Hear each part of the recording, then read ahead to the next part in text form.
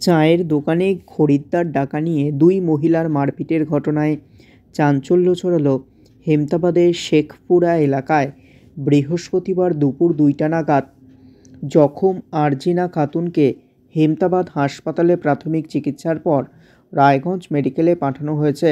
আরজিনা খাতুনকে সাইনা খাতুন মারধর করেছে বলে অভিযোগ। ইতিমধ্যে এই ঘটনার তদন্ত শুরু করেছে পুলিশ। এ প্রসঙ্গে জখম আরজিনা খাতুনের স্বামী আব্দুল খালেক বলেন, এই যে মারপিট দোকান নিয়ে যাকে নিয়ে এসছেন তার নাম কি? আরজিনা খাতুন। কে হয় আপনার স্ত্রী।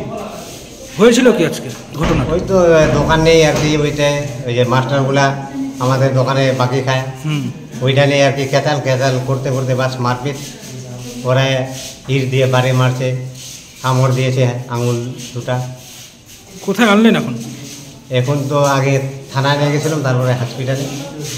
কি বলছে ডাক্তারবাবু? এখন কি রায়গঞ্জে রেফার করবে? বলতে পারবো না, এখন তো ডাক্তার দেখবে তারপরে বলবে।